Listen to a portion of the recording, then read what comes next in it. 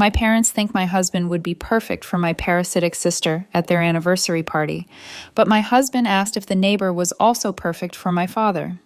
This weekend, my parents have invited my husband and me to a special dinner with other family members to celebrate their 30th wedding anniversary. Anyone would go to their parents' anniversary because it's a family gathering. But honestly, I have mixed feelings about going. The main reason I feel so hesitant has to do with my sister. You see, my younger sister and I have never been very close. Even though we're only 2 years apart, we don't have a strong bond. A lot of this has to do with how she feels about me. She holds a lot of resentment, and it's been like that since we were kids.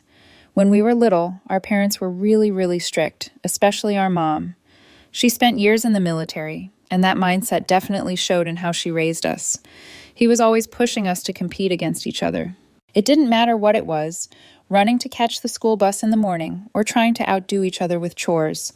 Everything felt like a competition between the two of us. That wasn't just about doing your best. It was about doing better than your sister. At first, I think the competition between my sister and me wasn't so bad. It might have even been healthy. In the beginning, we were just kids, and a little rivalry can be normal. But over time, things started to change. My sister began to fall behind, especially in school. I was always good with my studies. I got good grades, got high scores on tests, and brought home report cards my parents could be proud of. Unfortunately, that only made things harder for Diana. Since I was doing well, my mom constantly compared her to me. And when Diana didn't measure up, she got harsh punishments. There were nights when they wouldn't let her have dinner, and other times they would force her to stand in a corner for hours until her legs gave out. I could tell how much it hurt her, not just physically, but emotionally too. Mom kept using me as an example. "Look at your sister," she'd say. "Why can't you be more like her?" She even forced me to tutor Diana, thinking that if I helped her study, her grades would improve. I didn't mind helping. I wanted to, but it was hard to help her when she felt so much pressure from our mother. The truth was, Diana didn't enjoy studying. It wasn't her thing. She was more of a playful and active kid who liked to be outdoors, running around, and using her imagination. Sitting still with a book simply didn't interest her, no matter how much they tried to make it happen. Over the years, it became increasingly clear that the constant comparisons and pressure had taken a toll on Diana. She started to resent me, and honestly, I can understand why. She felt like she was always a step behind, always coming up short, no matter how hard she tried. But I didn't enjoy being the focus of my mother's attention. I hated it too. I mean, not only did I feel bad for Diana, but I also lived with my own pressure of not being good enough for my mother at some point, of failing a test or not living up to her expectations. I was vocal with my mother about Diana and what I saw, but that only served to earn me a punishment too. Then, right before I left for college, something happened that shook our whole family. Diana did something drastic. She took a whole bottle of sleeping pills. Luckily, our parents found her in time and rushed her to the hospital. The doctors were able to save her. But that moment changed everything. It was as if someone had removed the blindfold from my parents, especially my mom. For the first time, they realized how much pain Diana had been hiding, how deeply she had been suffering all those years. It took something that serious, something that could have ended in tragedy for them to finally see the damage that had been building up inside her for so long. After the overdose, things really changed at home. My parents started attending therapy sessions with Diana to help them understand what was happening. Since then, they've treated her like she was made of glass, as if any wrong word or a little pressure could make her break. Over the years, I've apologized to my sister more than once. I've told her how sorry I am for not having been more aware, for not sticking up for her more when we were younger. I've tried to make things right, at least between the two of us. But even now, so many years later, I still feel like my parents continue treating her like a child. They're overcompensating for all the harm they did to her, and I don't think that's good either. After high school, when my mom wanted Diana to go to college, my sister threatened to commit suicide again, saying she couldn't live away from home and didn't really need higher education, so she never went without a degree, not even good grades. Get a steady, good-paying job. Even when she does get employed, she has trouble keeping it.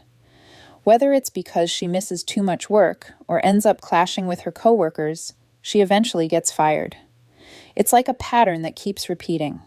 My sister still lives at home, doesn't pay rent, and depends on our parents for everything. Food, bills, daily expenses, you name it.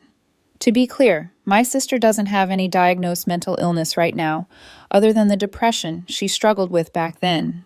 She goes to therapy now and then, and she's doing okay now. She's functional. She's not struggling like she was before. In fact, she has a group of friends she hangs out with. They mostly party. It's not exactly a healthy crowd, but at least she's not a loner. They mostly party. It's not exactly a healthy crowd, but at least she's not a loner. The only thing is, she does it all with our parents' money. And I think that's what frustrates me the most. My parents never push her, never challenge her, never ask her to take responsibility. They're afraid, and I get it. They're afraid of pushing her too hard, of her doing something drastic again, and she knows it. She knows exactly how to take advantage of that fear. Sometimes it really seems like she uses it to her advantage. So when they started asking me to send money to help with daily expenses, I had to refuse. I know they're retired and don't have the same income they used to. And since Diana doesn't contribute anything, it's clear they aren't going to get very far with their savings. But I can't send them money every month to help while my sister lives like she doesn't have a care in the world. Besides, there have been other situations I'll talk about later that make it difficult for me to give them money. Now, my husband knows my whole family history. He can't stand my sister, and it's not just because she's a deadbeat daughter to my parents, but also because she has made him feel very uncomfortable on several occasions. You see, Diana constantly flirts with my husband. From the day she met him, she has always acted overly affectionate towards him. She tries to be close to him and even makes suggestive comments that are completely inappropriate. She does it under the excuse of being playful or friendly, and if I call her out on it, she plays it down, laughs, and acts like it's a joke. What makes all this even worse is how my parents respond to these situations, which is the situation I mentioned before. They don't see it for what it really is. Instead of putting Diana in her place or supporting me, they completely dismiss it. They say it's just an innocent crush, like some silly kid thing. Sometimes they even make little comments that sound like they're subtly encouraging her. For example, when my husband first met my parents, we were all sitting together chatting. Suddenly, my mom said to my husband, who was just my boyfriend at the time, something like, "You are really funny.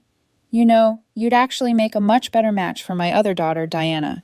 You two have the same kind of humor." Then my dad chimed in agreeing with her. He told my husband something like, "Yeah, Diana is really funny. Someone like her would probably be more fun for you." Since my husband and I were so surprised by their comments at first, we thought maybe they were just joking and tried to laugh it off. But over the years, my parents have kept bringing up the idea that my husband would have been a better match for my sister. It's like a recurring theme they have never let go of. Again and again, they've said things like, "He's so much more like Diana," or commented on how my husband and Diana have such similar personalities, as if that meant he ended up with the wrong daughter. Even on our wedding day, right before the ceremony, my mom pulled my husband aside and asked him, "Are you sure you want to marry Lisa?" She said it like she was giving my husband one last chance to back out, like she was hoping my husband would change his mind and leave. Can you imagine how crushing it was to hear that on our wedding day? I had a big fight with my parents about it and cut them out of my life back then. But over time they apologized, promising they would never talk that way to my husband again. However, at my sister's next birthday, they went out of their way to get my husband to stand next to her for photos or videos. My husband simply said no, and we ended up leaving early before they cut the cake. We understood our parents weren't going to change and that this was something that would continue. After that, my mom tried to justify it by saying, "My sister has never had a boyfriend, so she's just got a crush on my husband because he's so handsome and she likes being around him. That maybe being around him more will help her set a goal to become better and get someone like him for herself." My dad isn't much better. He said things like, "What's the harm in standing next to her for a picture if it makes your sister happy?" We stopped attending family events that involve my sister. No birthdays, no gatherings, nothing. We've completely distanced ourselves. I stopped visiting my parents completely, and my husband did too. However, my mother insists we attend this time because she has invited all my cousins and extended family and doesn't want me to miss out because people might start asking questions. But I already know what's going to happen because my sister will be there and neither of us wants to go, especially my husband. While it bothers me, I wouldn't have married him if I thought he might leave me for that loser. It's just the disrespect towards me. but my husband feels uncomfortable, so we're prioritizing his decision. I wouldn't mind seeing distant relatives I haven't seen in a while, but none of that is worth it. I'm not making this post to ask if I should go or not, but to tell about my family and get this off my chest, as the invitation has made me think a lot about my life as a child. Update 1. First, thanks to the people who commented on my post. With so many posts out there, I thought no one would read it. My husband said something to me after thinking about my parents' invitation, which has also made me think. He says that if we don't go, my parents will surely have to invent an excuse for why I'm not at their anniversary, and it will be something that won't make me look good. He thinks we should go, and if my sister gets out of line, it would be the perfect opportunity to put them in their place right in front of everyone. There would be no excuses for them to tell relatives or friends a different story later. I'm not saying it's a bad plan for my husband, but I'm thinking about it because it could also go horribly wrong. Update 2. Well, we decided to go to my parents' wedding anniversary, and honestly, I think the outcome is pretty positive. During the event, my parents were clearly excited to see me. My mom gave me a big hug and said she honestly didn't think I'd come and was so happy I did. I just nodded and smiled. Everything was going relatively well until dinner. We were all sitting around the table catching up, making small talk. Then one of my aunts casually mentioned that all the cousins were already married or in relationships except my sister Diana. She laughed a little and asked her half-jokingly why she was still single and if maybe she was dating someone she wanted to marry soon. My sister just smiled awkwardly and blushed like she was trying to hide something. And then one of the cousins playfully shouted, "Come on, Diana, spill. Do you have someone hidden away somewhere?" That's when my mom, without missing a beat, said loudly, "Oh, I don't know if she has a boyfriend, but she's got a big crush on her sister's husband." And she pointed to my husband and laughed like a 5-year-old kid with a crush on her teacher. My dad joined in the laughter, laughing even harder. I glared at my mother from where I was, but she didn't even notice. She was too busy laughing and talking to my aunt, saying something about how my sister had a crush on my husband for so many years. Then, as if that wasn't enough, my aunt turned towards my husband and asked him loudly and thoughtlessly, "Do you have any brothers or cousins Diana could date?" "Maybe." Some of the relatives actually laughed when they heard this. My sister just stood there blushing, smiling slightly. She didn't try to stop my parents. She didn't try to change the subject. She just stood there enjoying the attention like it was a compliment. I felt the heat rising in my face, but I calmed myself down because we had prepared for this. I was going to say something, but I was going to say it loud enough for everyone to hear. I wasn't going to wait to get a text from a slightly deaf cousin the next day asking us why I humiliated my parents. I was going to say something, but I was going to say it loud enough for everyone to hear. I wasn't going to wait to get a text from a slightly deaf cousin the next day asking us why I humiliated my parents. I turned towards my mother and said, "How dare you talk about my husband like this?" The whole table went silent and started listening. I told them, "You promised me, both of you, that you wouldn't cross this line again. You swore you would respect our boundaries and stop putting us in awkward situations, but here we are again. You're laughing about my sister having a crush on my husband. You find it funny because you're just as idiotic as she is." Then I addressed the rest of the table, my cousins, aunts, and uncles, and said, "Let me ask you a question. How many of you think it's okay for someone to openly say they have a crush on their own sibling's partner and for the whole family to laugh about it like it's a comedy scene? Do you really think this is normal?" Suddenly, no one had an answer. Then I turned towards my sister. I just let it all out. "You've been acting like a pervert towards my husband for years. You flirt with him every time we're around. You've sent him text messages late at night, even though he's never replied and has asked you to stop. You try to stand too close to him. You touch him when he's clearly uncomfortable, and you act like it's all a joke." My sister's face fell immediately. I looked around the table and continued, "And you all think this is funny. You really think it's okay for someone to act like this towards their sister's husband?" I turned to my parents and said, "And you too? How many times have you made comments about how my husband and Diana would make a great couple? You've been doing this for years. You even said things like that on our wedding day. Do you realize how sick that is? How incredibly disrespectful it is, not just to me, but to my husband?" Everyone was completely silent. I was so mad at my aunt, too, for going along with my mother's joke. So I looked her directly in the eye and asked, "Would you ever say these kinds of things about your own daughter's partner?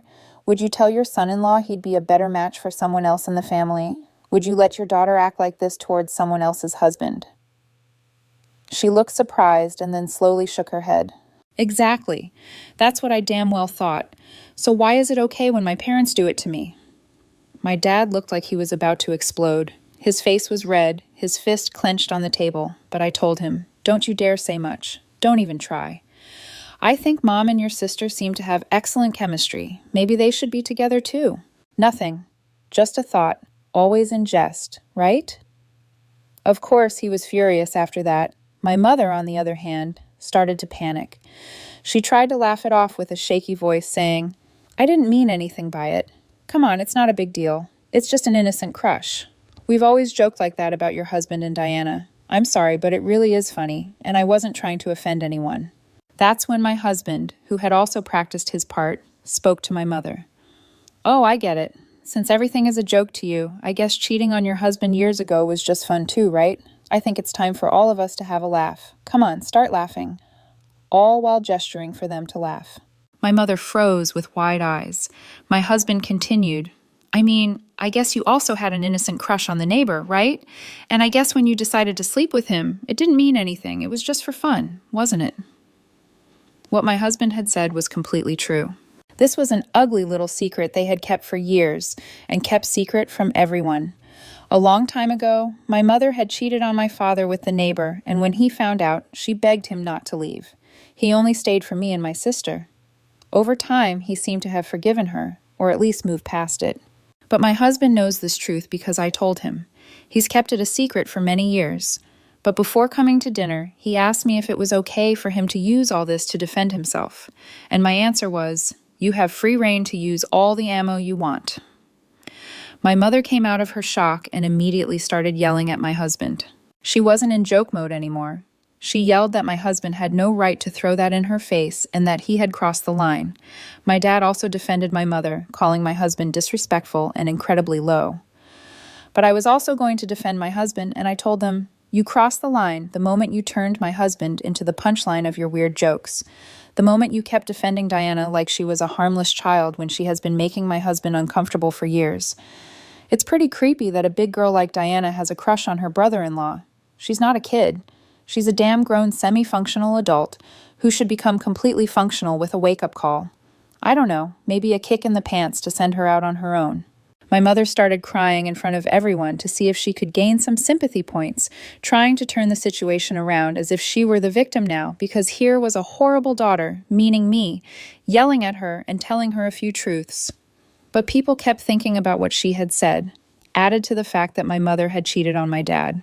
Finally, Diana opened her mouth just to yell at me for ruining the party. "You always act like you're the victim," I told her.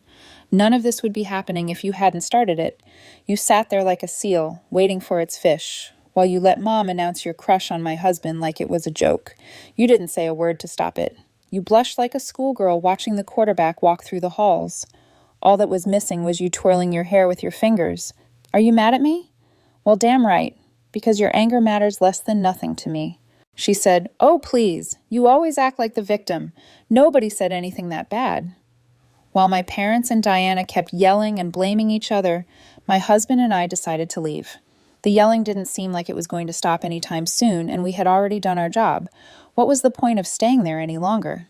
My parents and sister were going to keep sticking to their version, while everyone else had heard everything there was to hear. I just quieted them down a bit to tell them it's over. "Don't you dare contact us unless you grow up and are ready to take responsibility. If that doesn't happen, then don't call us when one of you dies either." And that was that. Family members started sending mostly supportive messages. Even my aunt apologized for not saying anything when my mother started talking about my husband. In the end, it turned out better than I expected. So I have to admit my husband was right. It's good to have ripped the Band-Aid off all at once. Update 3. Everything has been disturbingly quiet. I don't know. I expected more calls from my parents. There were only a couple that went to voicemail, but as far as I know, they're so humiliated they don't want to say anything to make it worse. I've listened to their messages, and they're pretty calm compared to how we left the house the other day.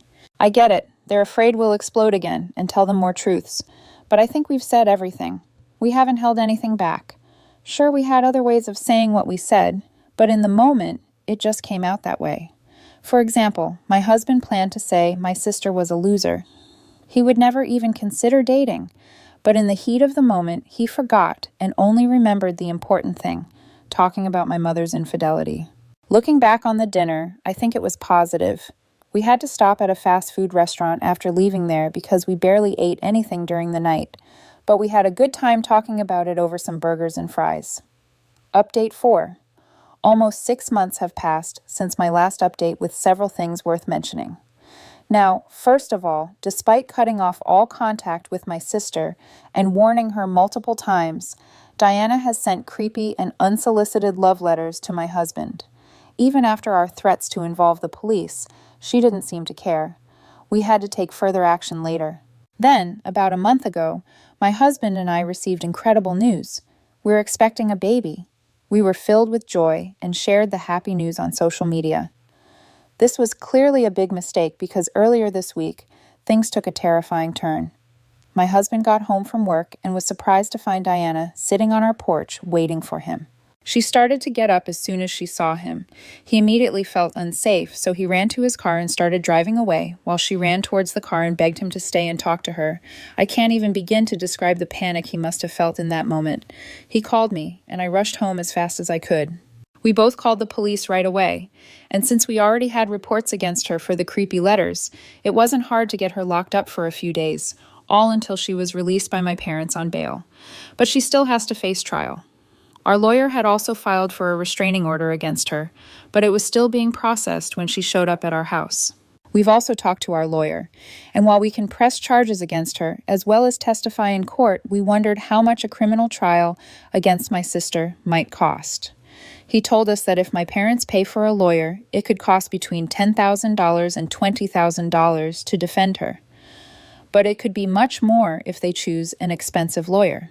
That gives us some peace of mind, because even if Diana doesn't get a significant sentence, my parents will have to pay substantial legal fees. Between a retirement income and Diana not contributing anything to the household, this financial burden will be considerable. It sounds vengeful, but if Diana after the party is still in romantic emo mode and still doesn't take no for an answer, and my parents don't do anything, then it will be justice or the cost of it that takes care of things. Now, these things take time, but I promise to come back with news on everything when that happens. Update 5. So much time has passed that we're already parents, but I said I'd come back, and here I am with much more than I thought I'd have to write during all this time. We weren't scared answering some people's questions because shortly after getting the restraining order, which was granted shortly after the previous incident for obvious reasons, Diana tried to approach my husband again and violated the order. My parents lost their bail money because of that. That's the first thing. The second thing was that Diana also lost her trial. Although I don't know the exact amount my parents spent, I know she didn't have a public defender and they had to pay, which didn't do much good because Diana ended up serving a 6-month sentence between pretrial time and post-trial time, plus mandatory court-ordered therapy for as long as necessary. Third, my parents have gotten divorced. You know how some people finally develop a backbone when pushed to their breaking point? Well, my father finally found his courage and decided to divorce my mother. Apparently, the humiliation of everyone in town knowing he was cheated on, combined with the financial stress and public embarrassment from Diana's behavior, was too much. My mother has gotten custody of Diana, not in the traditional sense since she's not a minor, but she's taken her to live with her. They'd both gone back to work because between the expenses with Diana's legal troubles and the divorce, neither of them could live on savings alone. Imagine having listened to the people who said I had already done enough with the dinner, and that not dropping the charges against Diana was too vengeful on my part. I don't feel the same way. Fourth, the family has been sidelining them. They've shown it by not lending money during the trial or unfriending, blocking them on social media. Fifth, social media has also been important in this because it hasn't been us.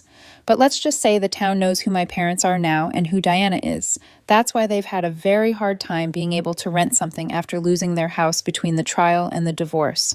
My father has moved out of state while my mother has only moved a few towns farther away, since the court has ordered that Diana cannot leave the state. And sixth, nothing much, just that life is much happier. Diana might seem like a danger because she's still close by, but we have a restraining order and she has a record. Not even she is stupid enough to try to spend more time in prison. Seventh, It's time for more thanks and hellos while I'm still enjoying being a mom. Thank you all for reading and for the support during this crazy journey. Life has taken a turn I never imagined when my parents first invited us to that anniversary party, but here we are, stronger, more united, and finally at peace.